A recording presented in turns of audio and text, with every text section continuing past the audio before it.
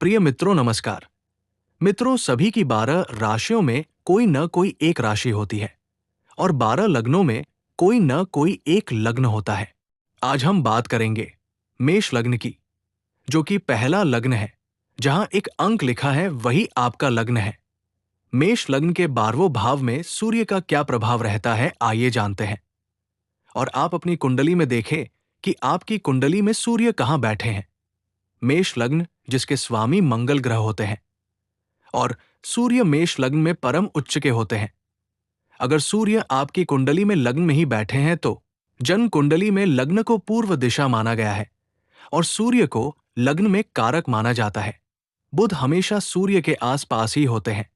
मान लीजिए सूर्य के साथ ही बुध है तो बुधादित्य योग बनेगा, जो कि एक राजयोग है। लेकिन अगर यही सूर्य मंगल के साथ युति में है तो जातक अपने बलबूते सब कुछ अर्जित करेगा, अपने पराक्रम से। अगर मान लीजिए यहीं पर गुरु की युति होती है सूर्य के साथ, तो जातक बहुत बुद्धिमान, ज्ञानवान, दूरदर्शी होगा। शिक्षक योग बना देते हैं। वही अगर शुक्र आ गए तो सबसे पहले ये देखना होगा कि सूर्य और शुक्र में कितने अंश का अंतर है।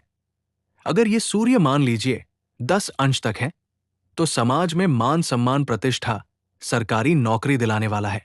अब बात करते हैं कि सूर्य अगर दूसरे यानी धन भाव में हो तो, यानी पंचम पति दूसरे भाव में हो तो सबसे पहले अंश बल देखें, क्योंकि एक समराशि है और ग्रह समराशि में 6 अंश तक मृत होते हैं।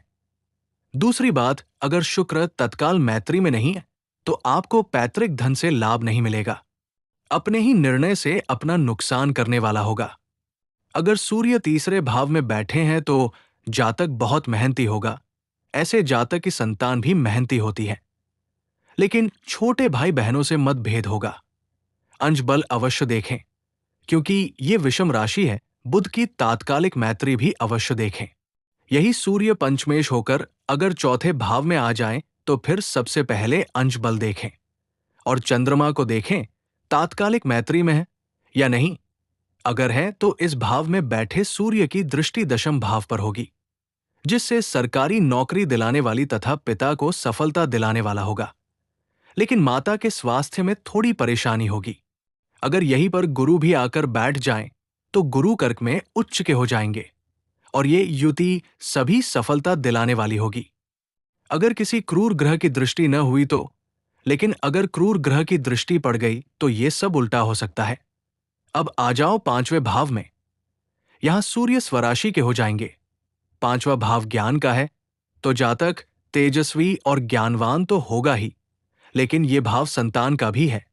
इसलिए संतान के लिए अच्छा नहीं है, क्योंकि यहां बैठे सूर्य आपके गर्भ के लिए अच्छा नहीं है। अगर क्रूर ग्रह की दृष्टि नहीं है तो प्रभाव अच्छा, और अगर क्रूर ग्रह की दृष्टि है तो प्रभाव खराब होगा। क्रूर ग्रह जैसे कि राहु, शनि, मंगल, इनमें से कोई भी हो। इसलिए सबसे पहले यही देखें। अब आइए बात करते हैं छठे भाव की। आ जाइए छठे भाव में।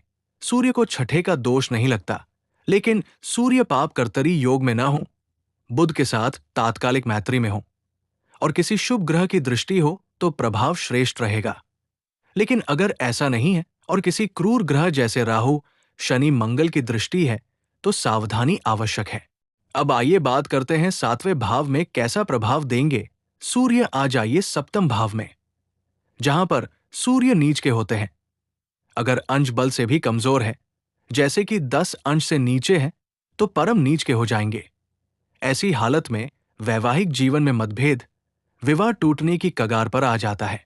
अगर किसी शुभ ग्रह की दृष्टि है जैसे गुरु या शुक्र की, तो स्थिति में थोड़ा सुधार रहेगा। मतभेद तो रहेगा, लेकिन विवाह टूटेगा नहीं। आ जाइए 8वें भाव में पंचमेश जाकर लग्नेश के घर में बैठे हैं। देखना होगा कि मंगल कहां बैठे हैं और देखना होगा कि कोई पाप ग्रह तो नहीं देख रहा है। अगर ऐसा नहीं है तो श्रेष्ठ परिणाम मिलेगा, लेकिन थोड़ा सावधानी रखनी होगी। बात करते हैं नवम भाव यानी भाग्य भाव में। यहां पर बैठे सूर्य जातक को सभी सुख देने वाले हैं। गुरु के साथ बैठे हैं या तात्कालिक मैत्री में हैं तो प्रभाव श्रेष्ठ रहेगा। लेकिन अगर राहु या शनि के साथ है तो देखना होगा कि अंशबल में कितना अंतर है। फिर यहां बैठे सूर्य अपना सर्वश्रेष्ठ प्रभाव ही देते हैं। आइए देखते हैं दशम भाव, जहां पर सूर्य दिग्बली होते हैं। ये घर है पिता का सुख, मान, प्रतिष्ठा और ये सब मिलेगा। साथ ही साथ पिता को सफलता मिलेगी। लेकिन अगर सूर्य पीड़ित है तो पिता को सफलता, लेकिन मां को हड्डियों से संबंधित परेशानी होगी ही होगी। आइए 11वें भाव में देखते हैं। यहां पर बैठे सूर्य कभी भी आय में कमी नहीं होती है, भले ही पाप ग्रह के साथ हो, लेकिन संतान पक्ष से चिंता रहेगी हमेशा, चाहे संतान देर से हो चाहे दूर रहे। आइए जानते हैं 12वें भाव का प्रभाव। पंचमेश जाकर 12वें भाव में बैठे हैं, जो कि गुरु की राशि है। इसलिए अगर गुरु तात्कालिक मैत्री में है तो धार्मिक कार्यों पर व्यय होगा, लेकिन अगर सूर्य पीड़ित है तो कोर्ट कचहरी पर खर्च होगा, दवाओं पर होगा, आंखों में दिक्कत होगी।